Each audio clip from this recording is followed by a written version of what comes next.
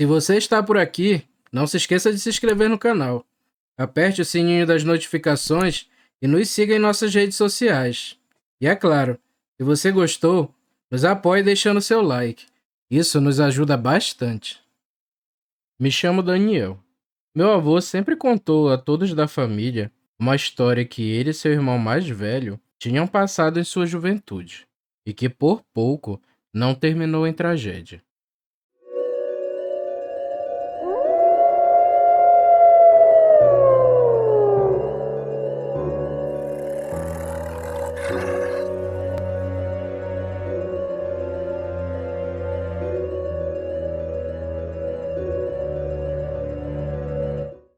Naquela época, eu e minha família morávamos às margens do rio Cajari.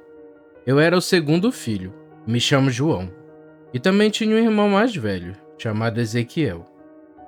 Desde criança, eu e Ezequiel éramos inseparáveis. Não só pelo fato de sermos irmãos, mas também pelo fato de que a casa de nossos pais era bem isolada. Não tínhamos contato com outras crianças. Sendo assim, pelo bem ou pelo mal, só tínhamos um ao outro. Naquela região, moravam outras famílias, porém tudo ali era muito distante.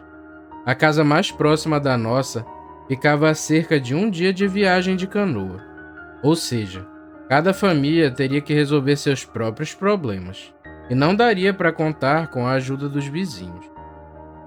Apesar de essa vivência parecer solitária, eu meio que gostava. Diferente da cidade, lá não tinha violência. Tudo o que precisássemos retirávamos da natureza. E o que mais sinto falta, quando me lembro daqueles tempos, é daquela sensação de liberdade. O tempo foi passando, e eu e Ezequiel fomos acompanhando nosso pai em todos os seus afazeres, para irmos aprendendo também. Ele nos ensinava a cuidar da roça, a pescar, e o mais complexo de todos, na minha opinião, que era caçar.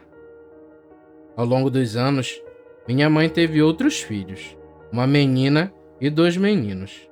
Minha irmã Maria, que era a caçula, e meus irmãos Lucas e Tiago. Como você pode imaginar, uma família maior também demanda mais comida. E assim, eu e meu irmão Ezequiel fomos tendo mais responsabilidades ainda. O ano era 1960. Eu estava com 16 anos e o Ezequiel tinha acabado de completar 18. A essas alturas, ambos já estávamos acostumados com os trabalhos pesados e meio que dividimos as tarefas entre os 3. Ezequiel cuidava da roça. Eu fiquei encarregado de pescar e meu pai caçava. Às vezes nós o acompanhávamos, mas geralmente ele ia sozinho. E com essa divisão de responsabilidades, vivemos um longo período de fartura e abundância. Tudo seguiu normalmente e fomos vivendo essa rotina. Certo dia, eu, Ezequiel e meu pai estávamos fazendo manutenção nas canoas, na beira do rio, quando de longe avistamos uma outra canoa vindo. Meu pai parou de trabalhar e ficou esperando a embarcação passar, para ver se era alguém conhecido. Entretanto, esse não era o caso. A bordo da canoa tinha uma pessoa muito diferente das que viviam naquela região. Era um homem de grande estatura e pele clara. Seus cabelos estavam desgrenhados e trazia pouca coisa dentro da canoa. Meu pai gritou e acenou para o desconhecido, porém o homem só o ignorou e seguiu seu caminho, remando o rio abaixo. Após esse ocorrido, meu pai nos disse que devíamos ter cuidado. Aquele homem podia ser um bandido que tinha fugido da cidade e estava se escondendo naquela região. Realmente aquilo era bem suspeito, mas com o passar dos dias, o assunto caiu em esquecimento. Em uma certa manhã, meu pai chegou muito pálido de uma de suas caçadas, e minha mãe perguntou se ele estava se sentindo bem. Meu pai respondeu que estava sentindo muita dor de cabeça, e quando minha mãe tocou sua testa, ele estava ardendo em febre. Após esse dia, meu pai piorou muito. Sentia dores pelo corpo e a febre não baixava. Como estávamos muito longe da cidade, minha mãe só pôde tratá-lo com remédios caseiros. Ele ficou tão debilitado que até temíamos por sua vida. Nesse meio tempo, eu e Ezequiel dividimos as tarefas, que eram de nosso pai. A roça estava indo bem, tínhamos farinha e tapioca. Porém, os peixes estavam escassos, e eu estava voltando de mãos vazias para casa. Foi aí que eu e meu irmão combinamos de ir juntos caçar e tentar pegar algo. Por volta das 4 da tarde, nos arrumamos e pegamos a trilha, que levava para a área que meu pai gostava de caçar. Nesse local em questão haviam muitas árvores frutíferas, então os animais iam até ali à noite para se alimentar. Quando estávamos próximos da área de caça, Ezequiel me cutucou e apontou. Quando olhei na direção que ele estava me mostrando, vimos uma velha tapera, coberta de palhas e folhas de palmeira. E bem próximo estava aquele homem estranho, que vimos uns dias atrás. E ele aparentava estar vivendo ali. O homem pareceu não nos notar. Eu achei estranho alguém viver tão isolado assim. Mas logo depois, meu irmão fez sinal para seguirmos caminho, e assim o fizemos. Quando chegamos no local de caça, procuramos árvores altas e resistentes. Ao contrário de outros caçadores, nós não fazíamos mutar. Simplesmente atávamos nossas redes bem alto nas árvores. Era mais simples e prático, caso quiséssemos mudar o local da caçada.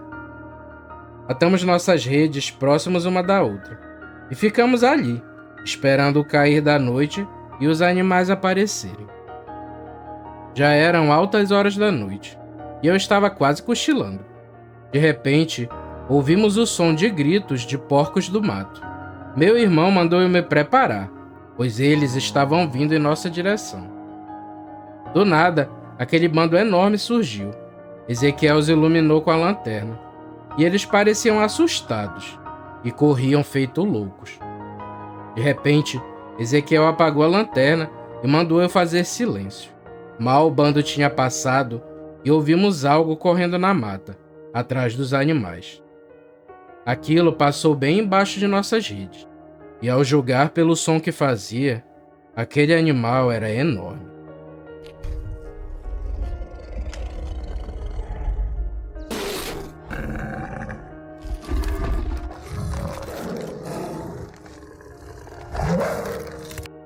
Logo, ouvimos um grande urro ecoar pela mata.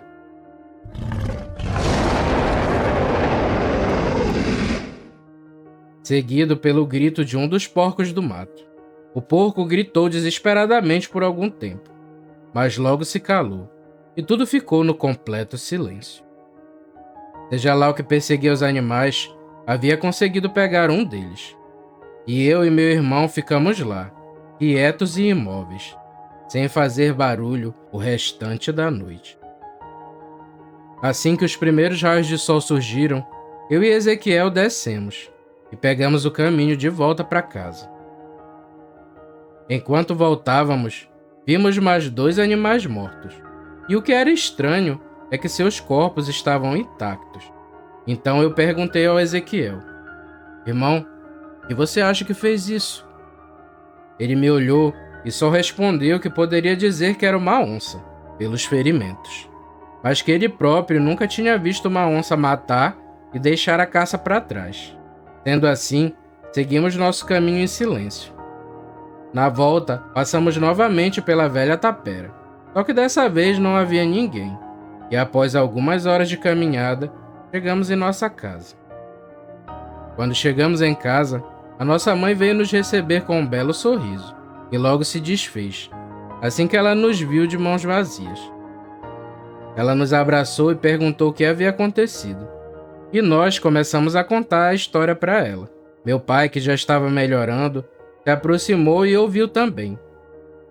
Assim que terminamos o relato, ele comentou que, já que aquilo tinha deixado os corpos para trás, não se tratava de uma onça. Quando indagamos se ele sabia o que era, ele apenas sacudiu a cabeça, dizendo que não. Conversamos mais um pouco. Ficou acertado que iríamos tentar caçar novamente. Meu pai até se ofereceu para ir junto, mas minha mãe não deixou, dizendo que ele ainda não estava totalmente recuperado. E vendo que ela não deixaria de jeito nenhum ele ir, ele nos aconselhou que fôssemos um pouco mais fundo na mata, e talvez assim conseguíssemos algo. Então fomos dormir.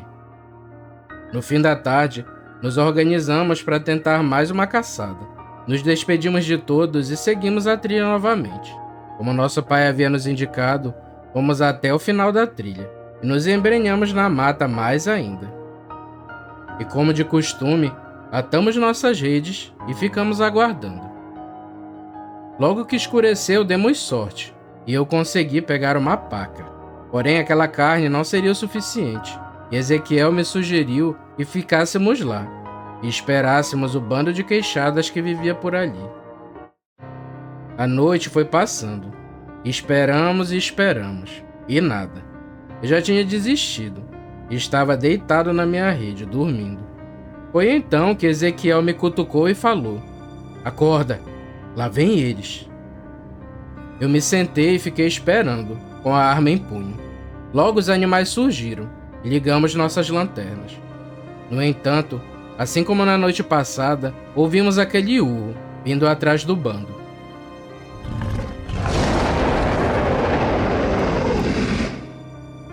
Ezequiel apagou a lanterna e mandou que eu fizesse o mesmo.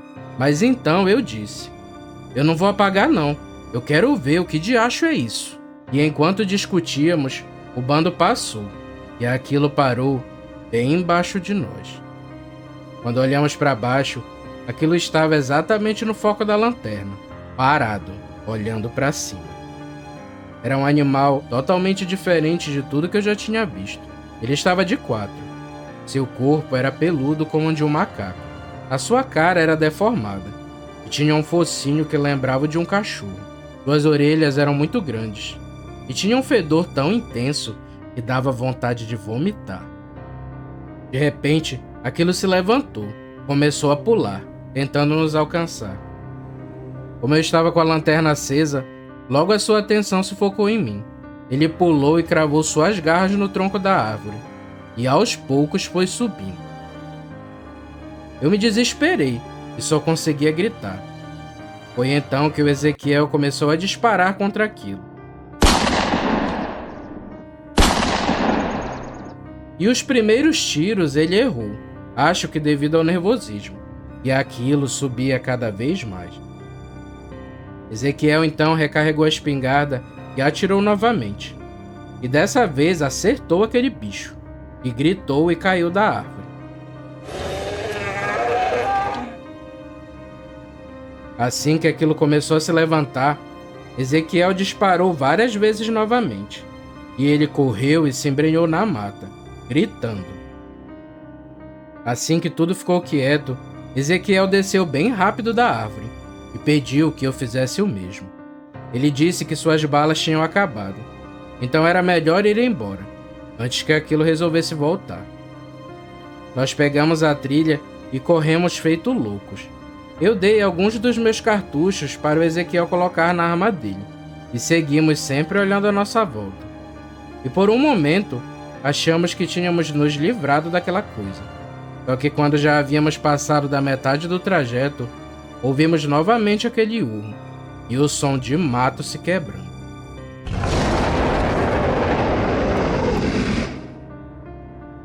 Logo aquilo nos alcançou, e nos atacou tão rápido que nem tivemos tempo de reagir. Aquilo me trombou e me jogou a uma certa distância, e eu bati as costas com força no chão, e fiquei sem ar. Quando me virei para tentar levantar, eu vi que ele estava em cima do Ezequiel, mordendo o ombro dele. O bicho o sacudia ferozmente, como se ele não pesasse nada, até que meu irmão não aguentou e desmaiou. Confesso que só tinha vontade de sair correndo dali, mas eu sabia que a vida do Ezequiel estava nas minhas mãos. Usando uma coragem que eu nem sei de onde veio, peguei minha espingarda e atirei naquele bicho. O tiro foi certeiro, já que estávamos bem próximos. De imediato ele soltou o Ezequiel e urrou de ódio, vindo em minha direção. Foi então que eu atirei novamente e acertei o pescoço daquele bicho. Esse ferimento foi grave, pois o sangue jorrou e não parou mais. O bicho ainda deu um grito. E mesmo cambaleando, teve forças para sair correndo e deixava um rastro de sangue pelo chão. Assim que aquele ser infernal se foi, eu fui até o Ezequiel, coloquei ele sobre os ombros e fui caminhando lentamente até chegar em casa. Quando avistei nossa casa, comecei a gritar pedindo ajuda. E não demorou muito, e nossa mãe abriu a porta e veio correndo em nossa direção, seguida de nosso pai. Ezequiel estava perdendo muito sangue, e nós o levamos para dentro. E minha mãe fazia de tudo para salvar a vida do meu irmão. Meu pai perguntou o que tinha acontecido, e eu contei tudo a ele. Depois de muito esforço, conseguimos estancar o sangue, mas meu irmão não acordou. Ao amanhecer, meu pai se armou e disse que ia atrás do que tinha atacado Ezequiel. Eu disse que ia com ele, pois era perigoso ir sozinho. Pegamos nossas armas, e meu pai disse que seguiria o rastro do nosso caminho, pois assim ele poderia chegar até a toca do bicho. Andamos por um tempo, e logo achamos os rastros de sangue. Meu pai seguia muito atento, observando cada detalhe. Andando por mais algumas horas, chegamos até aquela velha tapera. Havia muito sangue espalhado pelo chão, e um fedor insuportável.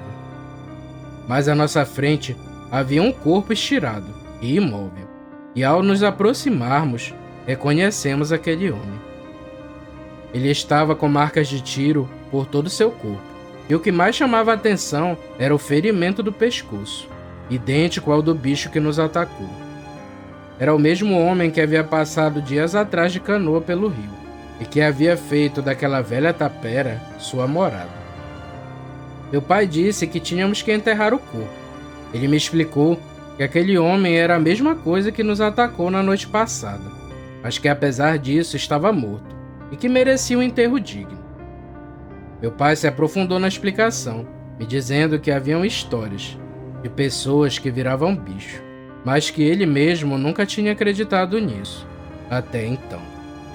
Depois disso, voltamos para casa, e Ezequiel ainda passou muitos dias desacordado.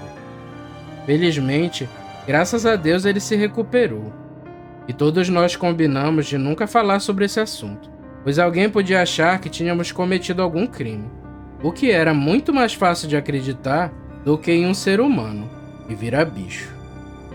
Ficamos ali ainda por pouco tempo, e logo decidimos nos mudar, morar na cidade. Os anos seguintes foram tranquilos, e tudo o que aconteceu ficou na lembrança, sem nunca comentarmos a respeito de nosso encontro com aquela terrível fera.